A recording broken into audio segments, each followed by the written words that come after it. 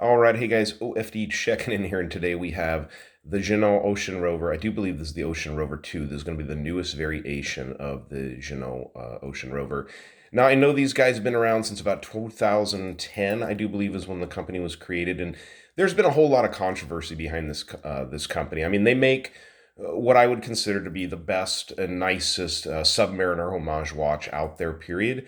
But the background, rumors have it on forums and whatnot that this company used to be involved in replica Rolex watches, making some of the best replica Rolex watches out there. So maybe that's why these watches have so much feel to a Rolex Submariner. I mean, honestly, this feels a lot like a Rolex Submariner to me.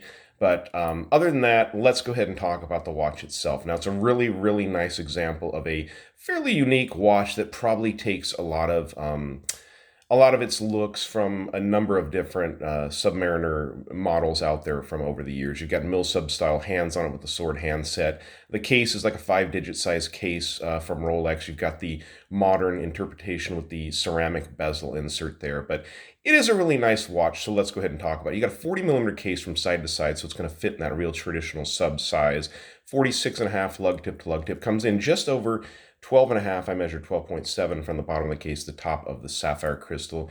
And you have a 20mm lug opening. The polish work on the watch, I have to admit, is absolutely spectacular. It's really, really well done, high class. Sorry for a little bit of the fingerprints on there. And bringing it up closer to show you guys, I'm going to zoom in here a little bit so we can look at the brushing on the case. The brushing is done really, really well on the case as well as on the bracelet. Now, this is a used watch. This came into me by way of Chris Marshall from Marshall Time. It was sent to him by someone at Ginault. He said it was the owner of the Ginault watch company, but I'm not really sure exactly if that's the case.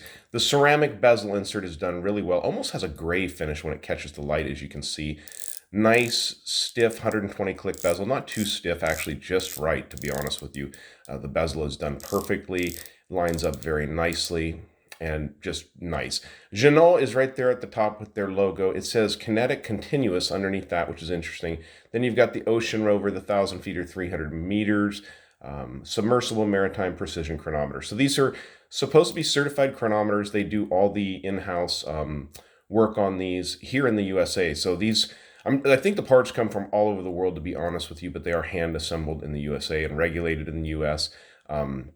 And when you do buy one of the watches, you do get the regulation paperwork and whatnot with it. This one came just the way it is here to Chris and myself to take a look at. But it is a good looking watch, honestly, no matter what you think about the background of the company. But I think it's a little tough for a company like this. Once you've kind of developed this history or this background and questions and head scratching, it can be a little tough. So looking at the back of the case, it's your standard, Rolex style case with the Ginault, the information on there. They use reference numbers very similar to Rolex on their model numbers. So I'm not exactly sure what the reference number is on this watch, but like I said, they use like 5 and 6-digit serial numbers, referencing the case, the movement, the bracelet, everything like that. So the bracelet, let's talk about that. You have a glide lock style bracelet on this watch that is top notch, very, very well done. To operate the glide lock, you just reach in here, pull this down, and you can make the adjustments. You can see the micro adjustments there in the bottom of the clasp assembly. Go ahead and put it back. But the work on the bracelet is done very nice. All solid. Go ahead and close that up. All solid screw links on the bracelet.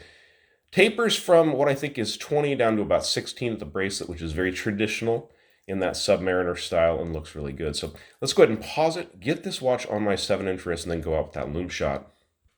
All right, now 40mm case definitely looks good on the wrist. I've been wearing my 42 OVM from Steinhardt, which I really like the feel of, but this is a little more comfortable at 40mm. It sits perfectly in the center of my wrist.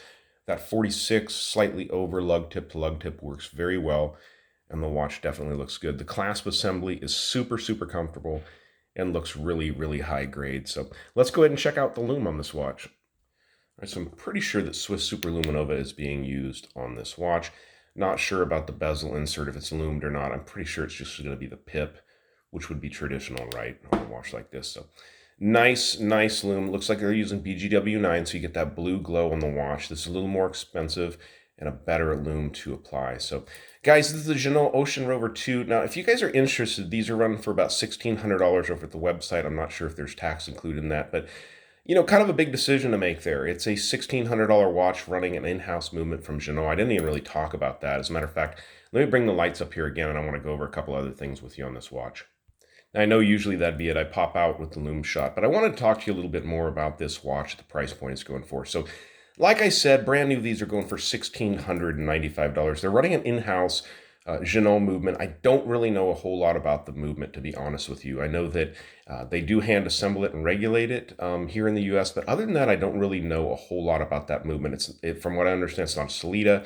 It's not an ETA 2824. So it's an in-house movement. Now, that's cool, I guess, but at the same time, if you need to get this watch repaired, I'm not really sure how that's going to work out, if this can go to just any watchmaker to get work done to it, or does it need to go back to Ginault? That's something to think about, especially at this price point. Now, I also want to mention for $1,600, $1,700 that this watch is going for, you could save a little more money and probably pick yourself up a used Tudor Black Bay or a used Omega Seamaster, probably in really, really nice condition. Forgive the phone back there, guys, but I just wanted to bring that up.